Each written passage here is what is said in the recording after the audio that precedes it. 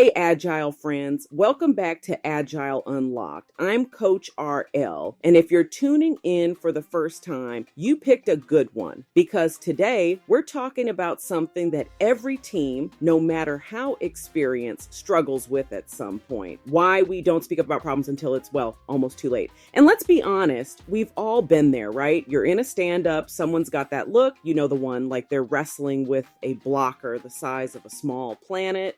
But when it's their turn, they just say, no blockers, I'm good. And you're thinking, really? Are you sure?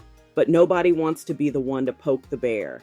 I'll never forget this one team I coached. Let's call them Team Rocket because, they were always launching something new. For weeks, there was this mysterious blocker. It was like the Bermuda Triangle of our backlog. Tasks would go in and nothing would come out.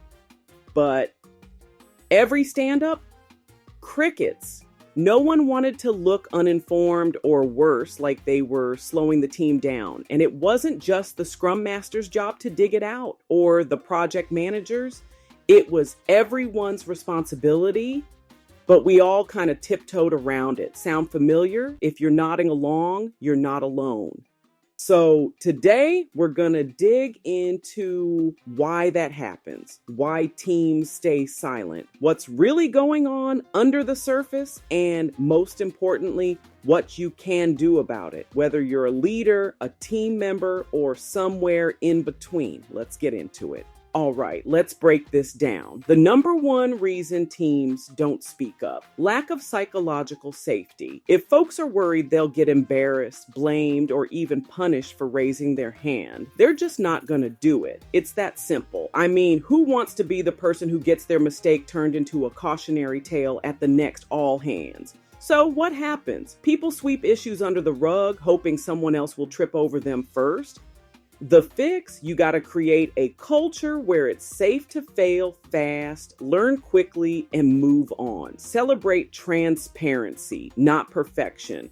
I know, easier said than done, but it's the foundation. And it's not just about leaders saying, hey, it's okay to fail. It's about showing it, sharing your own mistakes, making it clear that learning is the goal. Now, sometimes it's not even about fear of the boss. It's fear of looking incompetent in front of your peers. Nobody wants to be the one who says, I don't get this, or I'm stuck. But here's the thing: raising impediments is actually a sign of strength. It shows you care about the team's success more than your own ego. So normalize it. Make it clear that early issue detection is a mark of professionalism, not a weakness.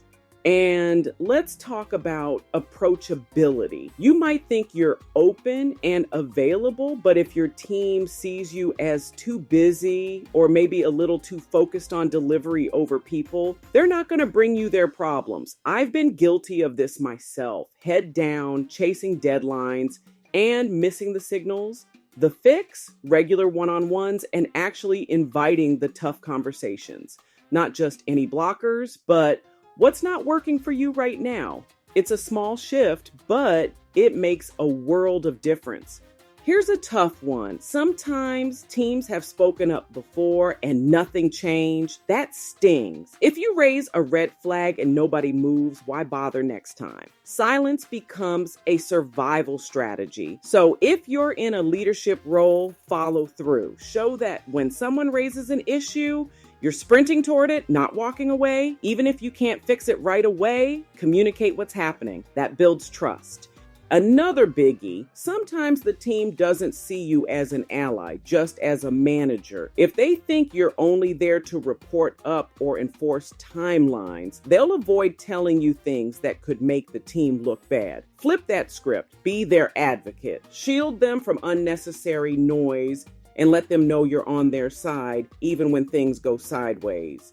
And sometimes silence is just pride. Folks are trying to figure it out themselves, thinking, I don't want to bother anyone, I'll just fix it. Admirable, maybe, risky, always. Let your team know it's okay to experiment, but also okay to ask for help before the ship starts taking on water. Oh, and don't forget, sometimes people don't even realize there's a problem. Especially with newer teams, things like tech debt or scope creep just feel like the way things are. Coach your team to spot those early warning signs and educate them on what healthy Agile looks like. That's how you build awareness.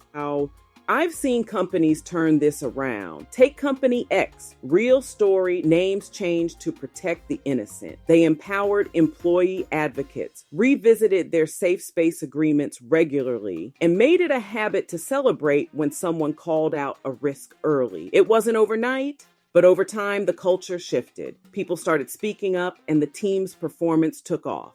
So if you're listening and thinking, yeah, but my team's different, trust me, you're not alone. These are human problems, not just Agile problems. And the good news, they're fixable. Now, here's the kicker. It's not just on leaders to fix this. Shared accountability is the name of the game. The organization, the team, and yes, you all play a part in creating openness. Leaders, you can advocate for your team, use your influence wisely, and train up those informal team influencers. But, and this is important, some things are just beyond your control. Don't carry unnecessary guilt if you can't fix everything overnight. I always say, how do you eat an elephant? One bite at a time. Celebrate the small wins. Maybe someone finally speaks up about a nagging blocker, or the team tries a new retro format and it actually works. That's progress. Stay positive, keep the momentum, and remember the Agile journey is about progress, not perfection. All right, that's a wrap for today's episode. Thanks for tuning in to Agile Unlocked. If you found this helpful, don't forget to check out our next episode on YouTube or your favorite podcast platform. Keep unlocking, keep growing, and I'll catch you next time.